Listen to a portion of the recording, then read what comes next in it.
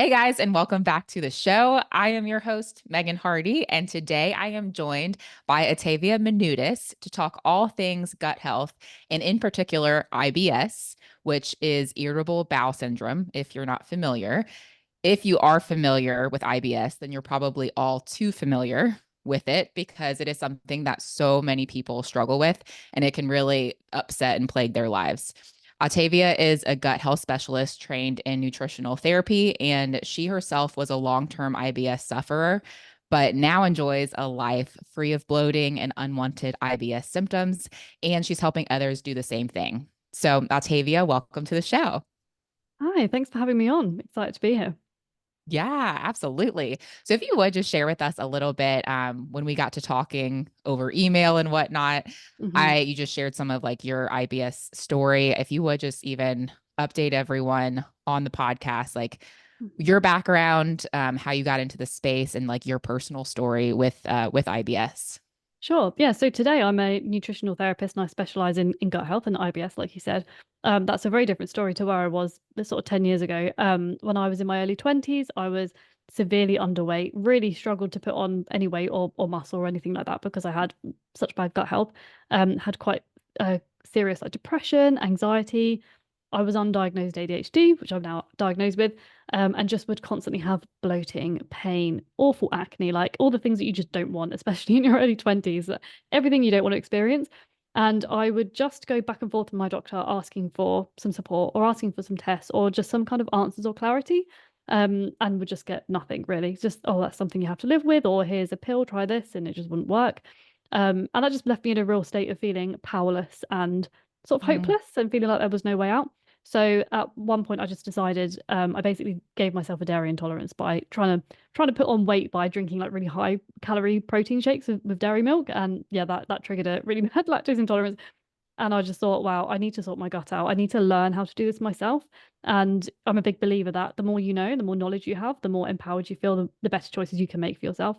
So that's when I decided to study nutritional therapy and learn what was actually going on in my gut so I could, yeah, help to heal myself. And then now I'm just super passionate about helping other people do the same. Amazing. Oh, that's so awesome. How long were you suffering? Like you said, it was from your 20s and Yeah. before you got like Yeah. some relief. How long were you struggling with it?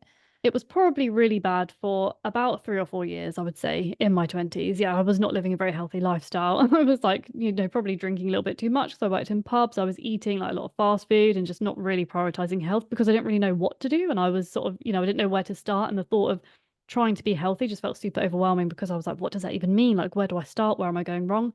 So yeah, I've always had, I think everyone has a weak spot, I call it, in their health, like something that tends to go first. And mine was always the gut. Ever since I was a baby, my mum always said, oh, you were such a fussy eater. You were always really sick.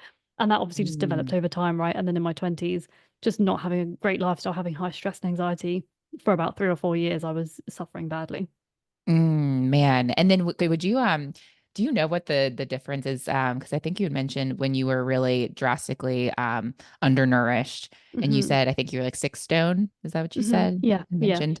Is that I'm like pounds? Do you know the conversion? I'm like, that's like Mm, I think less than 100 pounds, but I'm um, trying I to can't tell you. I think there's 14 pounds in a stone. So I don't know, 6 times 14. I'm not very good at maths. So Okay, that's right. Wait, actually, I could probably pull it up really quick. But I'm like, okay, 6 stone, just for reference. I'm like, probably like, okay, I have a conversion here right now, but I don't know. Oh yeah, multiply the mass value by 14. You're right. Yeah. okay, oh, there we go. So that's 84 pounds for any of Mm. my American listeners. So Mhm. then you went up, and then you got up to what, 8.5 stone? Yeah, yeah, Eight eight and and a a half. half stone. Yeah. So, I mean, huge difference. And like, what is 8.5 stone? 119 pounds. hmm So hmm amazing. That is awesome. And so for you, like, you didn't like the traditional medicine route didn't provide you many answers. No, it didn't work. And also with because I know obviously you're big into like fitness and muscle growth, and I just couldn't do that because my body wasn't Mm. absorbing any nutrients and I didn't have any energy either to actually do that. So I would try and go to the gym and just be exhausted. The traditional sort of medicine route would be try some peppermint capsules. My absolute bugbear is is like peppermint capsules not going to cure IBS, right? And just sort of like, oh, we ran some tests and there's nothing wrong with you. Okay, there's nothing disease state, but there was obviously something not right. But I was never told, oh, a holistic health practitioner can help you with that or help to optimize your health. So yeah, I just couldn't do anything really at that point. And when you went like to see like doctors or specialists, like I feel like the other thing with IBS, what's so hard about it is that it's like just the one stop bucket that everyone throws any kind Yeah. of like digestive issues into. And so then it's like there's just a bunch of symptoms. Is that how you kind of felt like on your journey with IBS was just kind of like, well, we don't know what you have, but Mhm. so let's just put it in the IBS bucket. Is that how it felt for you? Yeah, it just didn't seem right to me. I was like, well, what actually is IBS? No one could really explain it. And of course, now I specialize. I know IBS isn't really it's not a disease. It's just a bunch of symptoms that can have loads of different causes. So your IBS could be different to my IBS, and the next person they could all have different causes. It's like an umbrella term to describe lots of different symptoms. And yeah, it's just kind of that thing of, oh, well, I think as women a lot of the time also we experience this in the medical kind of side of things of oh, it's just something that you have to live with because a lot of things we experience like hormonal issues, they're not, you can't see them. It's not like you've got a big rash that you can put a cream on it. It's something that's internal. So yeah, it was very frustrating of just, oh, it's just IBS and that's just something almost like an acceptance of, oh, well, you just live with it. That's what people do. And I just wasn't happy with Mm. that answer. Like, that can't be right. Surely I can't have to live my whole life like this. No, oh my gosh. Oh, I'm so glad you like just kept digging to find those Hmm. answers. What Yeah. were some things for you? I'm sure there's like very a very well-rounded approach and multiple different things, but like were there certain things that you did in like a certain period of time that like just really drastically helped you get control of your IBS? Yeah, I mean, some of the things are quite in depth in terms of, intolerance testing and looking at my gut microbiome and specifically which bacteria are at which levels and why that's contributing. But the thing that I always remember is the most simple things, like having 12 hours off of food in the evening. So finishing my dinner at 7 Mm, p.m. and then not having breakfast until 7 a.m. and learning that your gut needs downtime. Like if you go to bed on a full stomach, your gut isn't able to repair itself while you're sleeping because it's too busy digesting. It's just sitting there. Then that's going to contribute to bloating. Just simple things like that are the things that really stick out to me. Something like the 80% rule, which is most people eat past fullness and we'll eat and eat and eat until we feel sick or like we're too full, which is just so classic, right, of our society today because we love food. But if you stop eating before you're full, like when you're 80% full, that's giving your stomach some sort of leeway to not have to be so overburdened. It's little things like that that I saw, oh, my bloating's just gone. Obviously accompanied with like probiotics and bacterial balancing, but little things like that and how much of a huge difference they make even today. Like if I eat past 8 p.m. today, I notice it the next day. So, mm. just the simple things I think are the things that stood out the most to me. Yeah. Oh my gosh. Not eating past 80% full. And when you said the Hmm. 80% rule, I thought you were going to say like the 80/20 because that's Oh yeah. often something I Yeah. hear, 80% whole foods, 20% fun foods or whatever. Hmm. But the 80% full rule, which I'm working on currently Yeah. myself. It's definitely I'm, something you have to consistently try. Like, yeah. yeah. I'm such a volume eater. Like I like it's like that fullness feeling of like Hmm. I need to turn myself off before it's that stuffed point. Yeah. Yeah. But would you share with us a little bit too? Like I know you had mentioned just like how the traditional medicine route did not give you the answers that you were looking for. And I think that Hmm. is the case for so many. I know that's the case for so many of my clients. Yeah. And they get some relief doing some more like natural approaches, but just Hmm. even like how mainstream media could be lying to the general population a little bit Hmm. or whatever you want to call it, but to either make a profit through like their products for gut health, like, just like all the probiotics on the market, all the different this and that. Like, could you touch on that a little bit for us? Yeah, sure. I love this topic. I think it's kind of it's bittersweet because it's so what's the word? It's very like much a fashion topic at the moment, gut health. And I think that's great because it means it's because people are interested in their guts and they want to look after their gut. But the other side of that is we just get all this rubbish said to us and all this marketing. And I always think if you're being marketed something, think who's going to benefit from that? Like who's benefiting? Is it you or is it you and the person who's trying to sell it, right? So generally, when I see adverts like, "Oh, drink this yogurt or eat this food or this, drink whatever it is, and it's going to replenish your gut bacteria," it's like, okay, well, how? First of all, there are millions of different types of bacteria that you need and different things you need in your gut, which are in this drink or this yogurt or this food. Hmm. How do we know that they're enterically coated so they can survive the stomach acid? How do we know they're not just going to die in the stomach acid? At what level are they? Because if they're like a low level or like a medium level, they're not actually going to populate your gut. They're just going to like be in the drink and then they're not going to be high enough volume to improve your gut bacteria or like your gut microbiome. So things Mm, like that are just very, it's kind of selling a cure when you don't really know what the problem is. So for a lot of people with mm. gut issues, they'll think, oh, great, well, there's this food that I can have, or this drink that's going to repopulate my gut microbiome. Well, do you even know that gut microbiome is the issue? It could be food Yes. sensitivities, right? Could be that you don't have enough stomach acid, so you're not breaking down your food. So when your food gets to your intestines, you're getting bloated because it's inflamed because your stomach acid isn't breaking it down. So it's all of these different things that are playing into, it's the marketing of, oh, this thing will heal your gut, but you don't actually know what the issue is in the first place. So it's kind of Mm. selling to people also who are what we kind of call sometimes like the worried well, like, oh, you're not really ill, but you have a few things that they're not, optimal. And then you're being told if you drink this or take this or take this, this is going to, repopulate your gut. And you hear all these like, all like bifidobacterium, all these words, and kind of like with face creams as well, you always hear these like technical Yep. scientific terms to impress you, but what does that actually mean? And is that something that you specifically need? How do you know that? Oh my gosh, it's so good. It's so good. I'm like, yes, mic drop.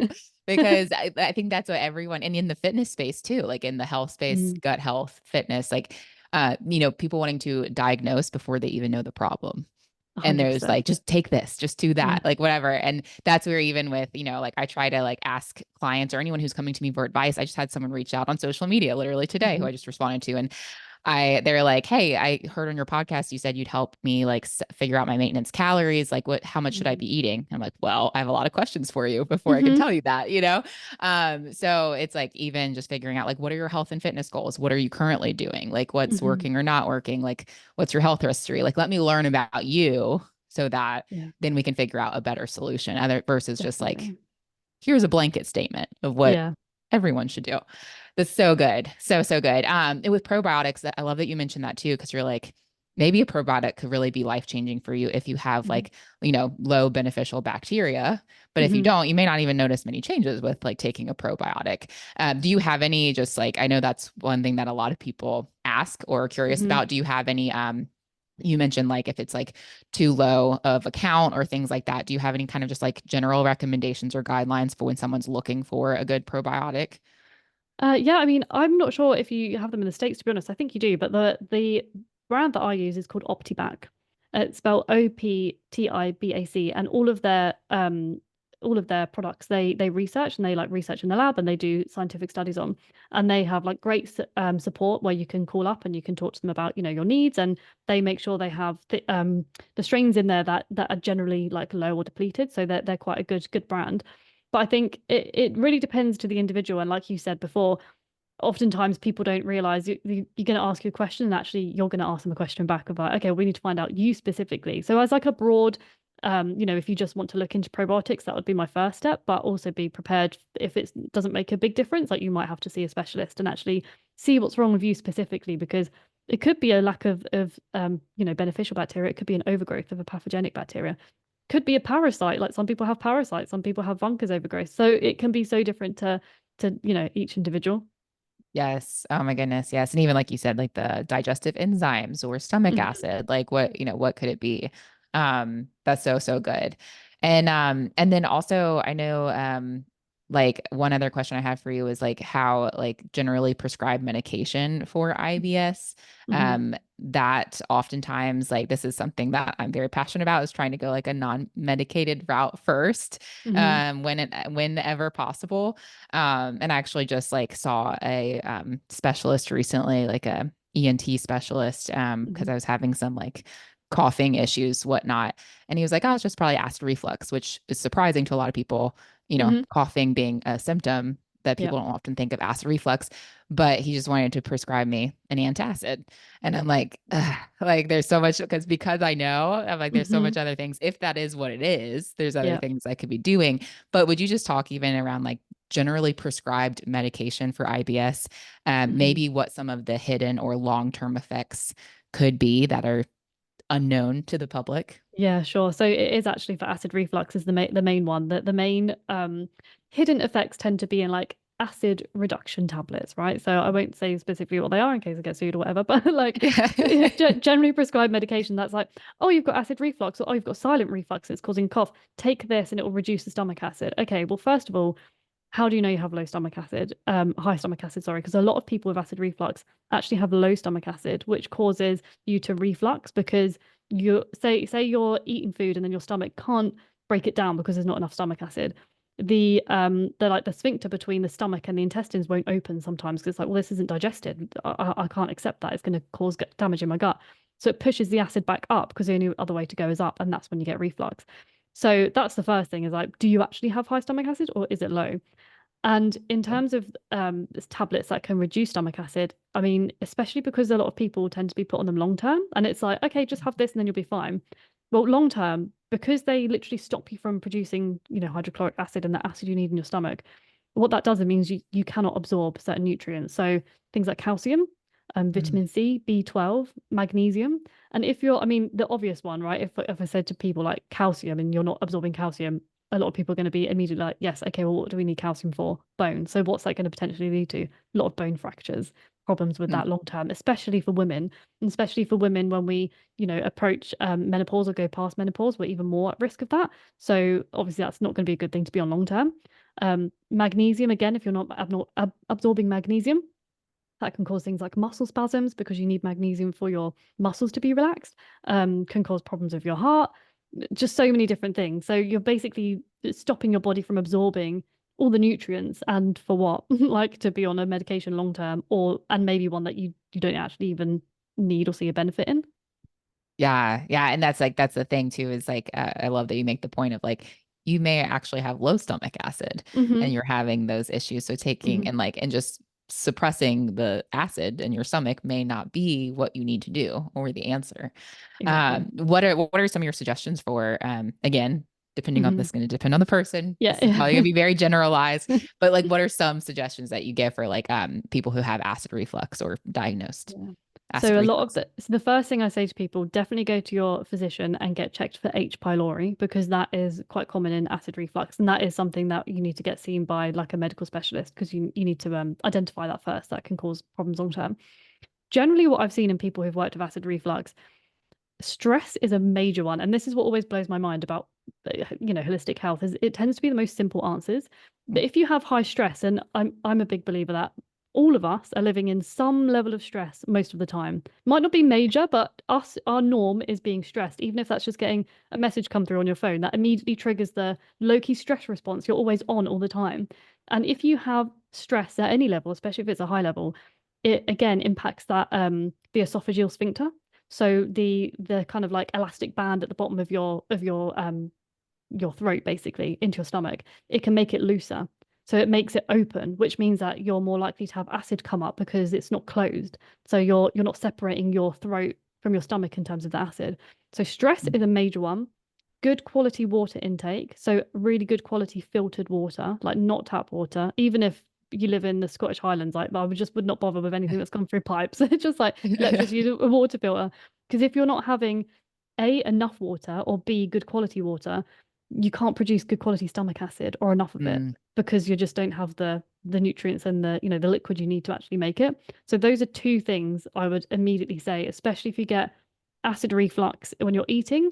You need to calm yourself down before you eat, and like do some deep breathing and actively relax your body and feel yourself relaxing, because anytime you're stressed, your stomach acid is going to reduce. You're not going to be able to digest things properly.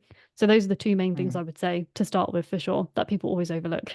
And they're like, oh, Yeah. that was so simple. How did that help? I'm like, yeah, I know. It wasn't that difficult, Yeah, was it? yeah.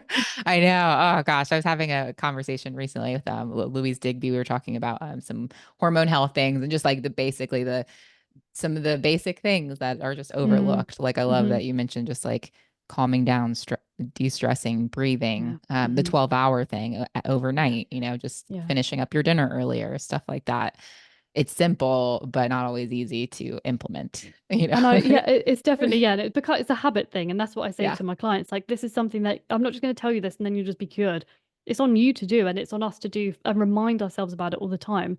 But I also think we need to understand why. So, like, understanding the sphincter at the bottom of your esophagus, and how if you're stressed, that can, open and allow acid to come through. If you just say, oh, stress can help with this, some people don't really understand. Like, it's hard to be like, how can something so simple as stress have this much of a big impact? So I think sometimes people just need to understand the why and the science behind it, because then that's going to increase their, your compliance to it, basically, because Mm. it unrefutably has an impact, right, and why it's impacting it. Oh my gosh, yes. I'm such a why person. I'm like, I'm more Yeah, compliant if I know why I'm doing definitely. something. And I love to like even like talking about you guys, you have a sphincter at the bottom of Hmm. your esophagus. Most people just Hmm. think of the other sphincter. They don't Yeah, think yeah, of I know. I always think that when I say the word sphincter, I'm like, just to let you know, we're only talking about this one, the higher one, the the one up higher here. up one. Yeah. Yeah. No, that's so good. What about, and this is just not really off topic, but random question for you. Even with what are your thoughts as far as taking enzymes, Mm. or digestive enzymes or like digestive bitters? Like, do you ever Mm. incorporate that? What are your thoughts around those? Yeah, I think they can be really useful. I think a lot of people, I mean, I would never say to do that if you weren't doing the other things too, because it would kind of be, but not pointless, but they wouldn't be utilized as well. Say you were really stressed and really dehydrated, and then you took digestive enzymes, it's not really going to be optimal.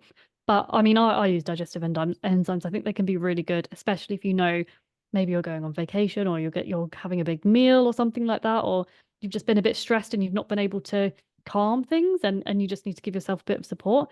I think they can be great. It's a good hack. I have lactose intolerance, and I used to. I don't anymore because I just don't eat dairy. But I used to when I go to Greece because I'm half Greek.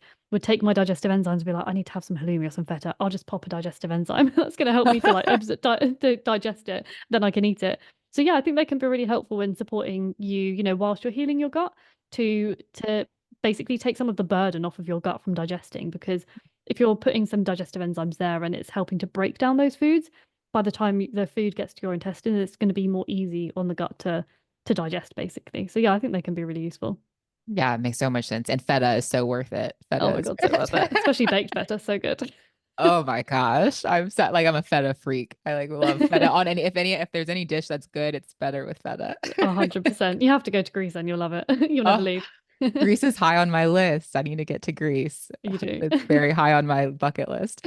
Awesome. And yeah, I had a client, I mean, like we used digestive bitters. She always looked Mm. like 5 or 6 months pregnant, just had that belly and Mm. it was like a stomach acid issue. But then also digestive bitters really helped her a lot. And like literally just like she had no bloat after that, after getting some of Amazing. that support. Yeah. So I That's think I amazing. love like they can come in handy, but I love too that you said you're like, don't overlook the other stuff though. Hmm. The Hmm. stress, the lifestyle, nutrients, all that good stuff. Yeah. Awesome. Awesome. Well, one other question too. I was surprised to hear when we were kind of talking about podcast topics Hmm. before recording.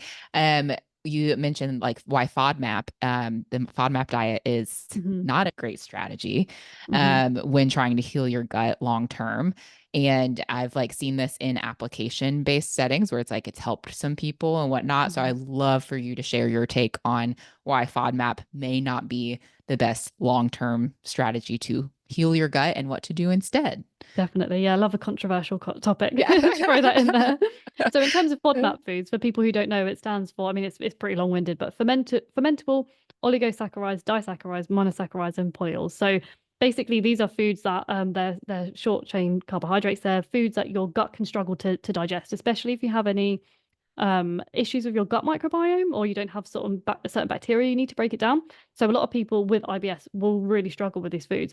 But what's happened here is that you basically should use the FODMAP diet to indicate whether you have an issue with digesting these foods. So really, removing those foods for like a couple of weeks or up to a month, okay, great. You'll see if you have positive results, amazing. Then we know what we're working with there.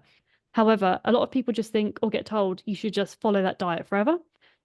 That's not A, fixing the problem because the problem still remains. It's just that you've removed the trigger or the foods that you can't digest. B, it's just not a fun way to live. In my experience, like who wants to cut out all the foods unless you really absolutely have to, right? And Yes. see, like you're not healing your gut, but also you're basically making you're defying your gut from having the foods that it needs to feed bacteria. So for example, you say you have loads of different types of foods, all the bacteria in your gut will feed on those foods. Same way you and I need to eat, everyone needs to eat, our bacteria in our gut need to eat too. So if you're taking away all these different foods, you're basically putting those gut bacteria into a state of withdrawal. So they can't eat, they can't, replicate, and they can't live healthily. They're going to die off. That's going to leave space for pathogenic bacteria to overgrow or fungus to overgrow, something like that. And it's going to potentially impact your gut lining because beneficial bacteria, they kind of like massage the gut lining and keep it healthy, make sure it's all good integrity, stops you from getting as many infections, things like that. But if you just take out all these foods forever, you're not feeding that bacteria. And then if you ever decide to add it in later down the line, you have even fewer or no of those bacteria. So your reaction is going to be even worse. So there is actually a thing called like microdosing foods, where when you've not eaten a food for months or years and years, you have no bacteria to digest that food. So you literally cannot stomach it. Like, pardon the pun, but you can't stomach it at all. So you have to like microdose foods. Like I was watching on Netflix, The Secrets of Your Gut, How to Hack Your Health. And this woman had to microdose some like chips, like potato chips, because she just couldn't. She had an eating disorder before, hadn't eaten them for years, and to start to stimulate those bacteria to grow again, she'd have to microdose and have like one chip a day, and Huh. then do that over weeks and months. So this is the issue with FODMAP food. It should be used as like an indicator, and then you should work on the problem that it's indicating. But most people are told like, oh, just stick with FODMAP, and then they just stick with it forever, and it's not healthy long term. That's such a good point. No, and I've talked with clients and then different people about this as well because Hmm. it's like they find, it's like meats or like vegetarians or vegans, Hmm. like, Hmm. and then they want to reincorporate stuff. And they're like, oh my gosh, but get so sick or I feel so terrible when I do. I'm like, it's because you haven't had Hmm. it in so long. And so now you've got to microdose Yeah. basically to reintroduce it because your body Hmm. is like, doesn't know how to handle it anymore. Yeah. Yeah, Yeah. definitely. That happened to me when I was vegan for a while. And then I had a one Christmas where I was eating chicken. I was like, oh my God, I haven't eaten chicken for ages. And I just had loads. And like I got really bad food poisoning because my gut was like, what's going on? But I think we just take for granted. We think our bodies can just manage things or should be able to manage things. And we don't realize like we're quite delicate. You know, Yeah. we need to really respect our body and everything that it's doing. Like we're delicate little flowers. So we need to bear that in mind. We're delicate little flowers. We are. Yes. Well, no, and that was another question I had too for you was like as far as even, going like doing like intolerance tests and stuff like Mm, that. There's oftentimes like I've seen where it's like or what's really been your experience with mm.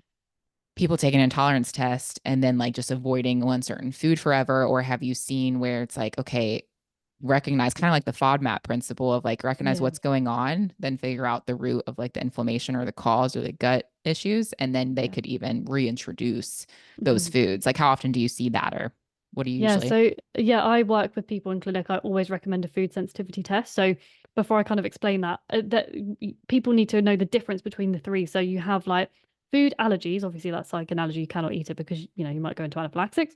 Obviously, don't ever try and eat that food. Food intolerances, which is like what I have with lactose, and some people have with gluten. It's very common with gluten. You don't have the enzyme, you don't have the capacity to stomach that food, and you just will never be able to eat it. But most people confuse that with food sensitivities. And what food sensitivities is your gut sensitive to it. It's not that you won't ever be able to eat it again, but basically you've got leaky gut. So your gut has lots of microscopic holes and tears in it from stress, from medication, maybe antibiotics, poor gut balance, that kind of thing. And then you've developed a lot of sensitivities to different foods because your gut's like, I'm too damaged. Like I can't cope with this. Like carrot, no way, that's too complex. I just can't cope with it. So in clinic, I always do testing with people for food sensitivities, and a lot of people will have very high scores for a lot of food. Some people will just have lots of food but not high scores. But I've never worked with anybody who hasn't had any kind of sensitivities. And in that situation, that's when you really need the guidance of someone to be like, right, these are the top ones we need to remove, explain why. These other ones, yes, you're testing, you're responding to, but we can't cut everything out because you'd just be starving. Like, what you can't manage Mhm. that. That's not healthy for you long term. And also look at the foods that you are removing. What are you replacing that with? So if you have to cut out, if people drink cow's milk, that's quite a really common one I see. Everyone tends to have a sensitivity to it. If you're taking that out, what kind of things can we use to replace? Because we don't just want to say just remove that. We want to replace it with other foods, right? And look at what was their specific issue with leaky gut. Is it that they're very high stress? They've got really low nutrients. Maybe they're not absorbing their nutrients, so their gut barrier is really poor because they're not absorbing the nutrients they need to have a healthy gut barrier. Maybe they had food intolerance or some kind of pathogen infection, and we need to correct that balance in their gut, and we can start to reintroduce those foods maybe 3 to 6 months later and one at a time see, okay, how do you manage that? Do you have any symptoms? Like to what level can you manage it as well? Because some people will be like, oh, I'll cut that out, then I'll just 6 months later add the milk back in and just drink it like they were drinking it before, or eat the dairy like they were before. But your body's going to be like, what's going on? Haven't had this for 6 months, kind of like you said before. So you want to have it very like in small amounts, a couple of times a week. And if you're fine, okay, then increase it a little bit more to a bit larger amounts a couple of times a week. At what point do you notice that you get triggered? Because that's your cutoff Mm. point of like that's the amount that you can handle. And do the foods one at a time, because if you add them all back in at the same time and you get triggered, you won't know which one it is, and then you'll have to start all over again. And who wants to do that, to be honest? Yeah. Well, no, that's like, I mean, and I love that because it's kind of like any elimination diet. Like if you're Mm, eliminating something, yeah. like fix the problem and then slowly add back in. Because otherwise, if Mhm. you add too many variables back in, you have no idea what triggered it. And Yeah. like you said, you There's just have no to way. start back over. Yeah, and there's no way of knowing it, and you'd have to use your body as an indicator. So a lot of people are very big on tests, and I really like utilizing tests in clinic, and that's great. But you don't want to have to keep paying out for tests all the time. Like you Yeah. don't want to have to do another intolerance test 6 months later. You want to pay for it, do the proper protocol, do it right, and then hopefully you only have to do it once, rather than having to go back to square one and like, oh no, I have to cut everything out again. Another year of my Yes. life. Yeah. So good. So like even like going back to FODMAP, Yeah. you could use it as a protocol to basically figure out, okay, are any of these things triggering? Hmm. But then like not using it as a long-term protocol, Yeah. reincorporating those foods, Yeah, fine, definitely. reintroducing Yeah. those foods. And knowing that different FODMAP foods might have different levels of they might have more triggering elements in them than others. So for example, garlic and onions are quite high on the list, whereas other foods might be lower. So don't just add garlic back in at the same level as other foods, because you might only be able to stomach a little bit of it at a time, rather than just adding it all back in at once. So good. So good. And also like along the medication thread, like kind of if we are going kind of the another route than the medication. Hmm. If medication doesn't work, Hmm. you had mentioned like holistic therapies can you elaborate a little bit more on what you're referring to as far as like holistic therapies? I know we've probably Yeah. touched on a lot of it throughout this, but Yeah, no, no, it's fine. So yeah, there are different types of holistic therapies, I guess. So like what I specialize in is nutritional therapy. So we look at how food interacts with the body, how the body is interacting with food, with the environment, with different situations that you're in. We look at epigenetics, so how your genes are impacted by your environment. For example, if you live in a city by a really busy street and you're breathing lots of toxic fumes in, you might develop asthma, you might have mood problems because inhaling a lot of toxins all the time. We need to look at you specifically, like your environment, your food intake, and how it's impacting, and then use that food and your environment and your body basically to help heal itself. So we use it as an indicator, and then we use it and science-backed research to look at what is going to help. So for example, things like leaky gut. How can we look at leaky gut? That tends to be if you've got a lot of food sensitivities and you've got a high level of things that you're reacting to, that is indicative of a leaky gut. What helps with leaky gut? We know that things like zinc are really helpful with that. It's not just I'll remove those foods and then just live your life. It's well, we need to heal the stomach lining, for example. So using things like probiotics and zinc and stuff. So yeah, that's what I mean when I say holistic therapies. We so deal in good. like Okay. subclinical stuff, not so much disease state. It's for people who have issues and that they might have disease, but maybe people who have gone to the doctor and it's like, well, we've done all the tests and we've ruled out everything that we've got because they look at disease state, but you haven't quite reached that threshold yet. You're like stuck in the in between. That's where Mm, we kind of specialize in that area. so good because that's the area that I feel like so many people are stuck in and can't get the Yeah, help that they need. definitely. So that's so good. And then I think you'd mentioned too, as far as like even with your own journey, like struggling with depression and ADHD, I think, right? Hmm. That Yeah. with and I know like, I know, and I'm sure other people listening to this have heard like that gut brain connection and how Hmm. huge that is, like your gut being your second brain and how important that is. Could you speak a little bit to like even maybe how that has affected you, like with depression, ADHD? Like, would you share any of your story or what you've seen Yeah, clinically when people are healing their gut and the impact that that can definitely. have? Yeah, definitely. Something that always surprises me. I don't know why it still surprises me, but whenever I see clients and they come back to me and they're like, "Oh my God, it's so much better." And you know what? I don't feel anxious anymore, or my mood's so much better. Even if that's not what they came to me with, they're like, "I didn't realize how I was actually really sad." Or, people come thinking it's a gut issue and then they're so surprised. And I'm always like, "Yeah, I'm surprised too, but I don't know why." It's because we weren't focusing on that, but I should know it by now. But it's just it has such a massive impact because you think when you're like a little embryo, you're a bunch of cells, right? And then you're a bunch of nerves. And as you grow, this bunch of nerves that is like a little ball in the center, as your head, like you basically elongate and you have a head and then you have a stomach, those nerves are connected together. So as you grow, you literally have this connection between your brain and your gut. It's not like, oh, the gut brain connection. No, they are literally connected by nerves, right? So I think people don't really understand that they are literally connected. And you produce a lot of your, you house serotonin, things like dopamine. You need to be able to support them in your gut, and your gut microbiome helps to support them. So in my experience, I mean, with ADHD and depression, yeah, my diet was awful, and I didn't realize the biggest thing that had the biggest impact was protein. Like I cannot Mm. understate enough how much. If I don't have protein, yeah, I will just not be good. I will just not be able to function. Massively impacts my mood and my motivation and my energy levels, and then my eating habits, and then my gut health goes out. But I mean, before I studied nutritional therapy and knew what I was doing, I was just all over the place, like really low mood. Didn't understand that I needed vitamin D, for example, for mood, good moods, basically. And in the UK, I can tell you, we don't get any vitamin D. It's raining here a lot of the time. So like that's something that's so important. I just never really understood it. Um, so yeah, I'm not sure if that answers your question, but not for a bit of a tangent there. Yeah, yeah, but oh my gosh, and like just like your own experience as far as like improving and helping those things. I mean, I've had a client who comes to mind who, and this is again like talk with your doctors about getting off your Hmm. medication. Let's Yeah. cover all our bases, blah blah Yeah. blah. Like doesn't happen for everyone, but like I've had clients who like have come off of antidepressants and their Mm. medications again under supervision, blah blah blah. Yeah. But we have to say it. Always have to. But it's that like that's so amazing. That's literally Mm. by like focusing on their nutrition and Yeah. nourishing their body the right way. And I love that your approach. It sounds very kindred spirit to like, Yeah. what not just what can you remove, but I love your like Hmm. what can we add to actually help nourish and heal the gut Mm. too. So Yeah. good. So And so what's it good. telling you as well? Like, what's your body telling you? Because I wish I'd had that curiosity mindset. I always say to people, have a curiosity mindset, especially with health issues. We can get so frustrated and get so annoyed and think, I always say to people, your gut's not out to get you. Like, it's not trying to ruin your life. Like, it might be ruining your life, but it's not doing it on purpose. It's telling you something. And if I had that mindset when I was in my early 20s and was like, right, what is my body telling me? I'm really depressed. I Mm, struggle to stay awake past 3 p.m.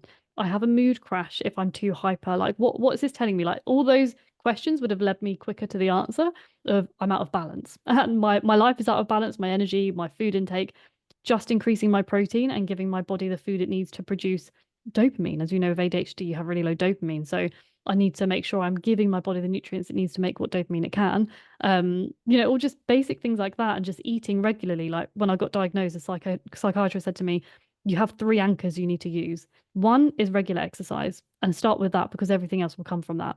The second is mm, regular meals, eating regular balanced meals. And the third is regular sleep. If you regulate yourself, like and this applies to anyone, whether or not you've got ADHD, but especially if you do, it will just help you so much in your energy production, your mood, all of your mm. symptoms. You're not kind of overloading yourself with sugar because you had an energy crash because you didn't eat, and didn't sleep well, or that kind of thing. So, yeah, those things are so essential. Oh, so good. So good. And I love to like you just even recognizing or sharing like where it's instead of going, oh, like my gut's just out to get me, Mm, it's like ask better questions because it's yeah. not just out to get you. You don't just have a Yeah. horrible gut. Or and also along with that, hormones too. People are like, Hmm. oh, it's my hormones. They suck. They're out to get me. But it's like, Hmm. I love your point of ask better questions. Like Yeah. keep asking questions to get to the Yeah. root. And be So good. curious. Yeah. And Yeah. think And like, about oh, go ahead. No, no, I was going to say, like, think about what you do in response to that, because my response would be, oh, I feel depressed. Oh, let me go out and drink at the pub, like, or try and find like Mm, a quick fix, a quick dopamine high by going shopping. Oh, that didn't make me feel better. Or maybe I'll like date a new guy. Or that doesn't make me feel better. Like, that makes me feel worse. What's going on? Because I was trying to fix it by putting like a plaster over of getting some mm. dopamine basically and improving my mood with things that didn't improve my mood. Whereas if I thought, yeah, what's really going on? So basic when I'm in a bad mood. I'm like, did I sleep well last night? No, oh, that's the problem. Like it's usually just such basic things that we just really, really overlook because we tend to overcomplicate things. And I really don't know why we do it. Yeah. Oh my gosh. Yes. It was like the complexity bias where we just think like whatever we Yeah. got going on is just so complex. So like Yeah. we're such a unicorn. And we're like, no, Yeah. you're not. You just need to sleep. Just go to Yeah. sleep. Yeah. Just need I was that. just talking with another woman on social media who shared that she's like, oh, my hormones are everywhere. My thyroid's everywhere. I just can't, the thyroid medications I was on just don't seem to be working anymore and this and that. And just so much going on. And I was like, I feel for her. Like, I know that's Mm. got to be so frustrating when you feel like even your doctors and medications and things aren't, and helping. And she was Yeah. like, yeah, I'm lucky if I get the like 1 hour of sleep, deep sleep a night. And I was like, let's start there. That's like Yeah. that's why Yeah. that's like, you could be doing all these other things, all these other medications, protocols, Mhm. and I'm like, oh my gosh, it's your sleep. Let's get your sleep back. The basic building blocks, isn't it? Like, let's look at the pyramid of wellness, like the basic blocks, because if we don't have that, you can do everything else you want, but that pyramid is never going to stand up because you don't have the foundation to hold Yeah. it. Yeah, and one of those Yes. is obviously sleep. So, The pyramid. Yes, the yep. pyramid. No, and I think also I just love this conversation with you talking about just about IBS because I know like Mm. many of my clients have struggled with it. I think so many people do. And it can really be like, I'm sure, you could speak from experience, like really life altering where you're Mm. like, I mean, people are afraid of eating certain foods or afraid of certain social settings because they don't know what's going to Hmm. happen with their gut or like running to the bathroom or whatever. But so just destigmatizing it and normalizing it, talking about Definitely. it, I think is Hmm. such an important thing. I think my last question for you, possibly, unless then we get down another little rabbit hole, but like I know you mentioned you love weightlifting, like you Hmm. love like feeling how strong and confident and powerful you feel now. Would you talk a little bit too, as far as that side of things and how like healing your IBS had helped with maybe your physical, Mm. or aesthetic goals, strength goals, all of that.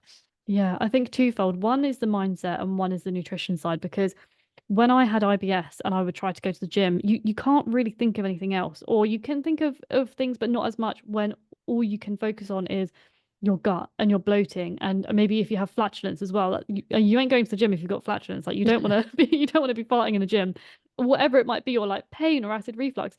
You can't really give exercise your all, and your attention is constantly distracted by your gut health. And like, what an annoying thing to have to be worrying about. Like, there's so many things to think about in life. Why are we constantly having to worry about our gut? So I think part of it was mindset and never being able to fully commit and like give exercise or weightlifting the attention that I wanted to because I was just so constantly thinking about my gut all the time and that was putting me off going or feeling confident in the gym. And also Mm, when I did go, like I said before, like I couldn't absorb the nutrients. I couldn't eat high protein meals or like, or carb load because it would just trigger my IBS or I would just bloat and then I'd feel really sluggish. Then I'd have no energy so I could go to the gym. And like it would just be that constant like cycle. Whereas now I can go to the gym and not have to worry about bloating or about having acid reflux or about any kind of pain. I can just go there, really focus on my workout. I can eat well, I can eat what I need to eat and not have any kind of kickback from that from my gut. And just the difference it makes in your body, like you said, the confidence you have and mm, the kind of self-care you can put in. Because when I go to the gym, I'm like, I'm doing this for me to feel and to look good. And I know in one of your recent episodes you spoke about how different you feel and how different you perceive yourself, even after mm. just one workout hugely. Like I look at myself and I'm like, oh yeah, damn, I look good. Even if just one workout, like that hasn't necessarily changed anything in my body, but I just have that pump feeling and I'm like, yeah, look at me, I look great. A week not working out, I'm like, oh, I just look awful. Like I look really tired, or I just, yeah, I look so out of shape. Like hasn't probably made that much difference to anybody else, but to you, the way you perceive your body is huge. Oh my gosh, yes, I love that you say that. Oh my yes, so good. And like I think so many people like I love that you're like the nutrition part, fueling your body, being able to eat to support your workouts, your Yeah. training, all of that to be able to even push in your workout. You Hmm. had to be able to support it. Yeah. But I think there's so many people who just revert to not eating much because of their Hmm. IBS Yeah. symptoms because they're so scared of whatever is going to trigger something. What would be, Definitely. and I think this is really my last question. Oh, What that's would fine. be what would be your advice to that person who, may be similar in similar shoes as you were, Mm. or, parallel journeys, but who right now is maybe under eating or just scared to eat more of XYZ, like Mm. which is going to be supportive of their overall fitness goals and health Mm. goals, but like where would you have them start if they were kind of just fearful of like that even increasing their food Yeah. intake? I mean, there's so many different pieces of advice I could give, but from my personal experience, my honest answer is you need to focus on where you're at, not where you wish you were. So for Oof. me, when I was doing that, I was like, oh, I want to be able to do this. I want to be able to do, and like I want to be able to weightlift and do this and that. Like, what did I need to do in that moment before I could reach that place? It was heal my gut. And for me, that was working with someone who specialized and and training myself in nutritional therapy to understand my gut and just slow it down because all the time I was trying to jump forward and try and work out what's wrong. It's like trying to fix, I don't know, do an algebra equation. I don't know algebra. I don't even know what I'm talking about. I don't even know what that is. Why I use that as an example. So I could have just gone to a mathematician and been like, can you work that out? Cool, thanks. Why was I overcomplicating it for myself? think you have to be really Yeah. honest with yourself where you're at and what you need to do to get where you want to be. Because long Mm. term, you're going to reap the rewards from that. Because then you can really give your all in your training, and you know what you can eat, and you know what's going to trigger you, or you've healed your gut, so you can do it 100% rather than always trying to give it 30% because you're not actually able to invest in it. Oh, that's so good. So, what was that? Be honest with yourself of where you're at, not where you Yeah, want to be. yeah, So yeah, good. Oh, so good.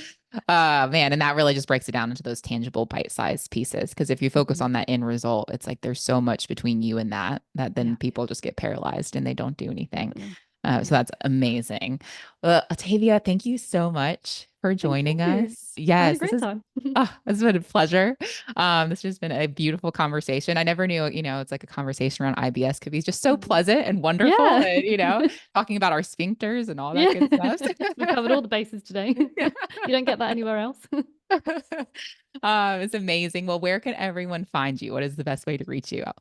So you can find me on my own podcast, which is for IBS, which is called Gut Reactions IBS Podcast. Or you can follow me on Instagram at atavia.minoudis, which is a bit of a long name, so I'll put it in the show notes. But I'll yeah, put it they're in the the show best places notes. to reach. Thank you. That's the best place to I'll reach put me. all that in the show notes. I'm like, I definitely need Thank it you. written and easy Yeah. to click on. So Yeah. perfect. Well, thank you so much for your time today. It's been a joy. Thank you. Yeah, it's been great. Thank you so much for having me.